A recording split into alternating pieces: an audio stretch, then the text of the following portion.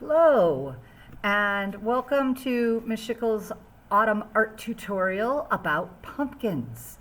I was in a morning meeting this morning and I heard this fabulous story of Spookly the square pumpkin. And last week we were talking about squirrels and acorns and oak leaves, and I thought, oh, that is a fabulous thing for us to think about drawing. So I have this pumpkin. It's not real, and it's lost its stem, so I'll have to use my imagination. But I have it here as a reminder of the pumpkin shape. And I love that pumpkins have these patterns of ribs in them on their shells. And that's going to make for some exciting drawing today. So I'm going to be using my orange marker and I'm going to be using some crayons. So to start, I'm going to make sure that my pumpkin is nice and big and fills up my paper so I have an interesting composition. So I am going to start by putting my hand on the paper, and I'm going to put a little dot at the bottom of my hand, little dot at the top, little dot by the finger, and a little dot by my wrist. Okay? Now, it's not really an oval, and it's not really a circle. So when I start, I'm going to make like a little bit of a U shape, an upside down rainbow U shape here. Go to the right and go to the left. And then I'm going to bring this line around to touch this dot on the side. So it's going to come up and curve and come around to that dot there. So I'm going to come up and around to the dot. Now, on the bottom, we can see the ribs a little bit more, but I'm not going to worry too much about that right now. I'm going to draw those in with some lines to create the pattern. But you could do a curved line or a scalloped line. Let's do that. Let's do a little bit of a scalloped line. It comes down with a curve, and then I'm going to come down to the dot there in the middle, and I'm going to stop there, and I'm going to come back up, and I'm going to do the other side from the other direction. So I'm going to come just like I went up and over to the dot. I'm going to go up and over to the dot. Sometimes it helps to draw it with my finger first so I know where I'm going on the paper. So I'm going to go up and over to the dot, and then I'm going to come down, and I want to do the same thing on this side. So I'm going to come down to the dot, from the dot, to make a little scallop there, and then I can come from there to the center. And now I have that scalloped sort of shape that you get on the bottom of the pumpkin. Okay? And then I'm going to use a curved line to connect the scallop to the top. So I'm going to curve it, and it's going to be like the curve on well, if I'm starting on this side, it's going to be like the curve on a letter D, the capital letter D. It curves to the front like that. And then I'll do the same thing on the other side, but this will be a curve like a capital letter C. And I'll curve up.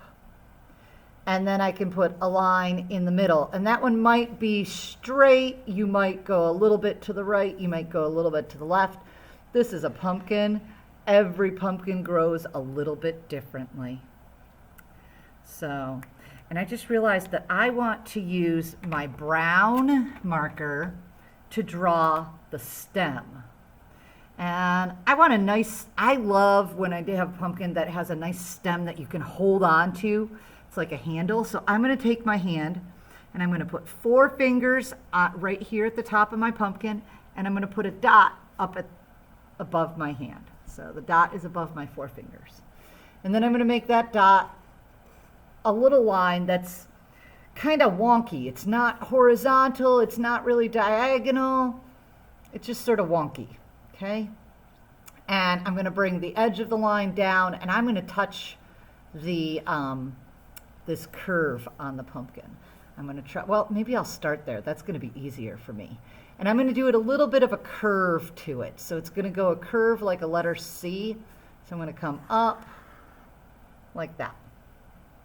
And then I'm going to do the opposite direction on this side. So curve up like that.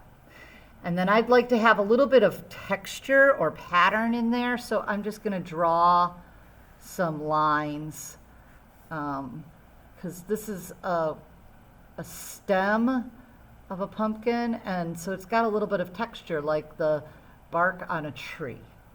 Okay. Now, when I heard this story this morning, all the pumpkins at the start of the story were orange.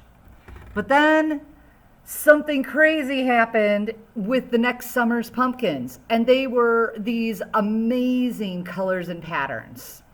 So you could, for your pumpkin, you could dress your pumpkin up in some different colors and patterns if you wanted to, or you could do a traditional pumpkin, or you could carve a face on your pumpkin if you wanted. I'm going to carve some terrier dogs on pumpkins at home later this week.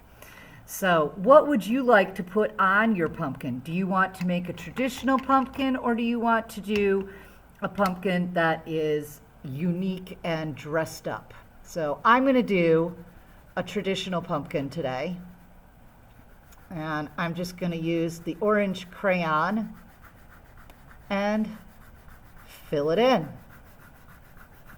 So, and maybe I'll do different colors of orange. If you have a larger crayon box, you might have, this is actually called a yellow orange. So it's a little lighter than regular orange. And I also have, this is my regular orange. And I did some coloring techniques the other day with some classes. And I love the technique where you get to peel some of the wrapper off of your crayon. So I'm peeling the wrapper off of my regular orange crayon here. And it takes a little bit of work. So I've peeled it off, and now I'm going to lay the crayon on the paper. So instead of using it like a pencil, and I'm just going to do rub with the side of the tool. And that's a nice way to fill in a big space.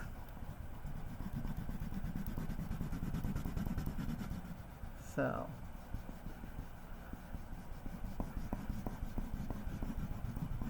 okay.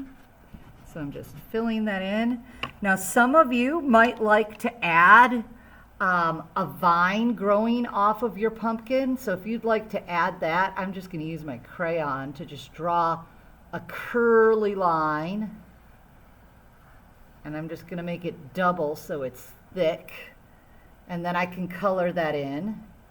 And then pumpkin leaves are kind of, I didn't research this. I should have researched it. They're kind of big, I know that, and they're sort of roundish, squarish. And then I'm going to use a different color green to color it in so I can see the veins on the leaf. And then I'll go back. I got distracted. Sometimes artists do that, right? We work on different parts of our artwork at a time.